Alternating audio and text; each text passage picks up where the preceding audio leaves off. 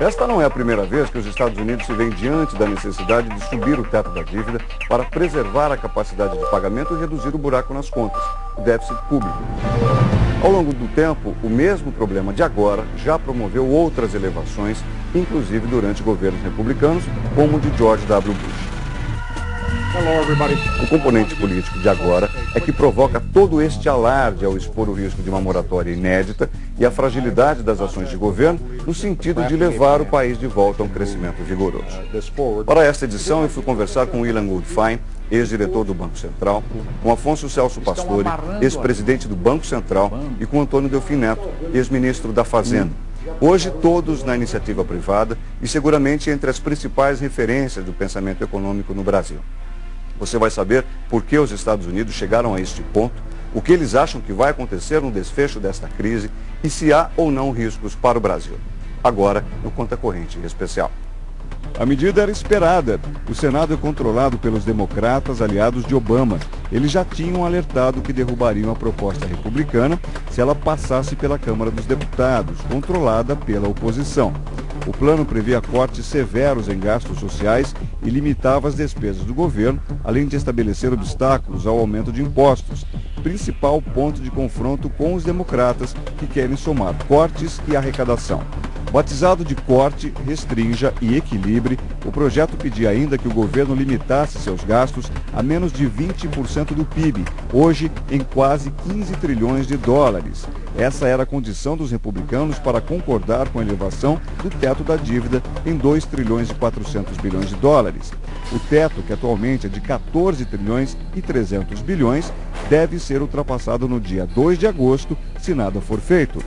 Os republicanos querem que qualquer aumento no limite de dívida inclua profundos cortes de gastos, mas se opõem a qualquer elevação nas receitas. Já os democratas querem mais impostos para americanos mais ricos, como parte de um pacote de redução do déficit. Com o prazo para o calote se aproximando, Obama aposta em um segundo plano, proposto pela chamada Gangue dos Seis, composta por 3 senadores republicanos e 3 democratas. Essa proposta permite ao governo esticar a dívida, mas o obriga a eliminar do orçamento um total de 3 trilhões e 700 bilhões de dólares em 10 anos, o que representa cerca de 25% do PIB anual.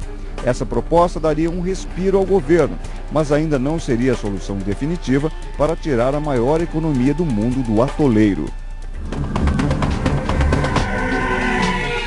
A crise acabou elevando ainda mais a dívida, porque você teve que salvar bancos, teve que fazer pacote de estímulo, você teve que fazer tudo isso, isso foi somando na conta. Na realidade, a dívida pública americana, ela aumentou para poder salvar muita gente durante a crise. O que eu acho é que, infelizmente, o Obama não conseguiu recuperar a confiança da sociedade. Ele foi uma revolução, na verdade, a sua eleição. O eu posso, nós poderemos, ele falhou. Ele falhou, na minha opinião, graças a uma assessoria muito ruim que ele arrumou, política e econômica no início. Ele cuidou, na verdade, dos patifes que tinham produzido a crise. E deixou de lado os trabalhadores que tinham perdido o emprego por conta da crise. Há uma falta de confiança na sua administração. A prova disso é que você tem nas empresas não financeiras americanas 2 trilhões e pouco de caixa e que não investe. Não investe porque o investidor não confia no futuro, acha o Obama, ele começou com uma política que não era amigável ao setor privado, e o consumidor consome menos porque tem medo de que vai perder o emprego. O que acontece nesses últimos 2, 3 anos é que, em função da crise de 2008, os Estados Unidos tiveram que lançar mão de déficits públicos historicamente muito altos. Déficits da ordem de 8, 9 ou 10% do PIB, como eles chegaram a atingir nos últimos anos, são déficits que o país só faz em períodos de guerra, não em períodos de paz. Quer dizer, nos últimos anos, os Estados Unidos não tinha, os Estados Unidos tinha déficits da ordem de 2, 2,5%, 1%, 3% do PIB. Com o crescimento econômico caminhando lá na faixa dos 2, 2,5%, a dívida pública não tinha um crescimento explosivo. Com déficits públicos da ordem de 10% do PIB, o crescimento da dívida é muito mais rápido. Quer dizer, atingiu-se o limite de dívida. Não só se atingiu o limite de dívida, que obrigou a discussão ir para o Congresso americano, como também atingiu-se um limite de dívida que, dada a velocidade de crescimento, podia, no fundo, chegar a níveis preocupantes. Eu não digo níveis insustentáveis, mas a níveis preocupantes. Foi isso que disparou essa celeuma toda. É um cabo de guerra entre os republicanos e os democratas, visando a eleição de 2012. Eles estão esmerilhando o Obama. Estão fazendo o Obama confessar que precisa cortar a despesa. E você veja que é uma coisa cirúrgica, em cima dos programas da sociedade de bem-estar que o Obama pretendia construir. A coisa é muito mais política do que econômica. Os Estados Unidos já mudou várias vezes o limite da sua dívida. Neste momento você tem a concentração do interesse político, que é simplesmente o seguinte: até dia 2 de agosto é aplicar lixa grossa no Obama. Depois as coisas vão caminhar, eu não tenho a menor dúvida.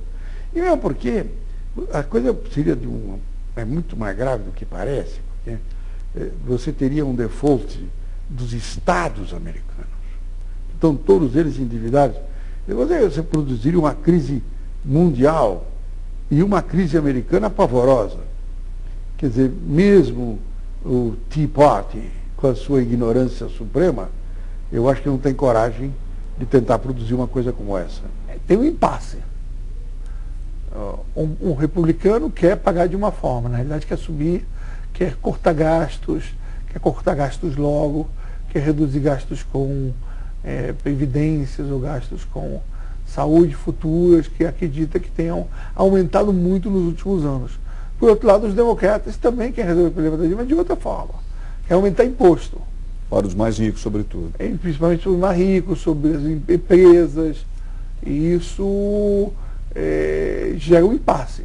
Ninguém quer que chegue no dia determinado e não tenha solução.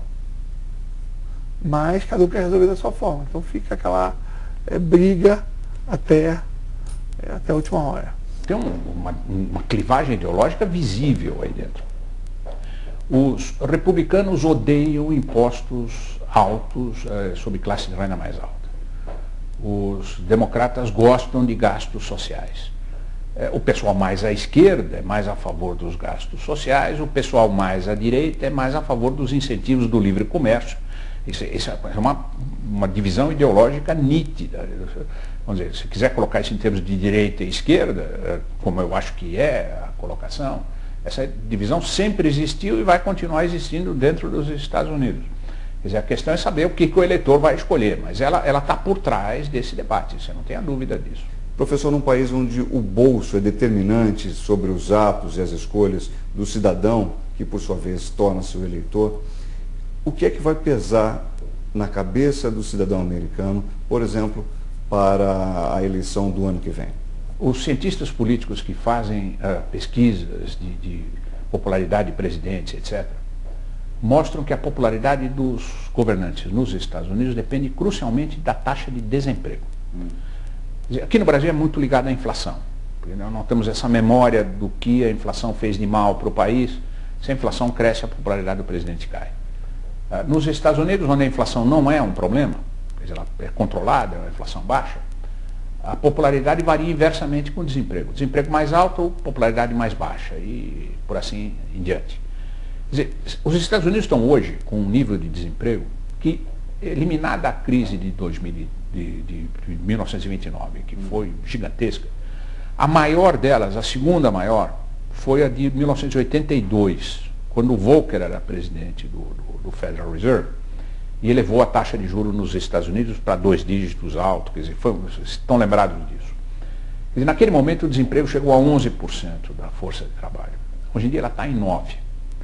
Se você pegar o desemprego, que inclui o part-time jobs, quer dizer, o sujeito que está trabalhando com tempo parcial, já está em 16% da força de trabalho.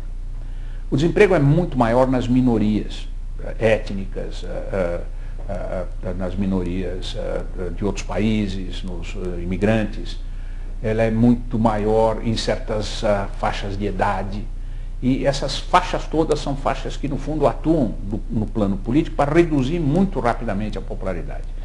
Eu tenho a impressão que, na medida em que o presidente Obama não consiga acelerar o crescimento para poder trazer esse desemprego fortemente para baixo, dificilmente ele ganha uma eleição. Eu nunca fiz uma pesquisa empírica sobre isso, mas eu tenho uma certa lembrança na minha mente de que dificilmente você elege um presidente para uma reeleição quando o desemprego está alto durante o primeiro termo do governo dele. Chegaram a um acordo, mas esse acordo é um acordo que, na proposta dessa gangue dos 6, como é conhecido aquele grupo dos 6 senadores, com os quais que aparentemente estão no miolo de se obter esse tipo de acordo, você aumenta o limite de dívida contra um corte de gastos nos próximos anos. Bom, esse corte de gastos nos próximos anos significa que a capacidade de usar a política fiscal daqui para frente para poder turbinar um crescimento da economia americana fica mais limitado. Ele não é impedido de usar, mas ele usa de forma mais limitada, o que significa que a capacidade que o governo Obama tem de mais rapidamente, com uma velocidade um pouco maior, fazer com que essa economia cresça, fica tolhida. Ao ficar tolhida, obviamente, a popularidade do presidente, que depende muito do nível de desemprego que está alto, essa popularidade cai e cresce a probabilidade de eleição dos republicanos. O mais provável, eles em algum momento, na 24ª hora, eles vão lá e resolvem. Isso significa que o Brasil continua o mundo da mesma forma, não tem nenhuma piora. Isso acho que é o mais provável que venha acontecer. Eu acho que no fim do dia a racionalidade prevalece. Quer dizer, políticos são racionais, economistas são racionais, todos são racionais.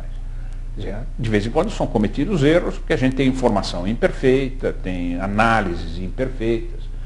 Mas num caso como esse, é muito claro de que se você for ao extremo de legar o limite de dívida, você cria constrangimentos que são piores para todos. Para democratas, para republicanos, para os ricos, para os pobres, para o povo inteiro e para o mundo. Quer dizer, é uma situação tão complexa que realmente eu não vejo por que as pessoas, conhecendo história, conhecendo exemplos passados, conhecendo exemplos de outras economias, insistiriam numa postura que impedisse uma solução. Quer dizer, a racionalidade sempre prevalece no fim. Às vezes ela demora um pouco para ser adotada como a conduta correta, mas ela acaba prevalecendo. Então a minha impressão é de que a probabilidade de acontecer um quadro de crise aí é muito baixa. Vamos fazer um rápido intervalo e na volta saber como ficam países como o Brasil e a China, que são credores desta dívida americana. Até já.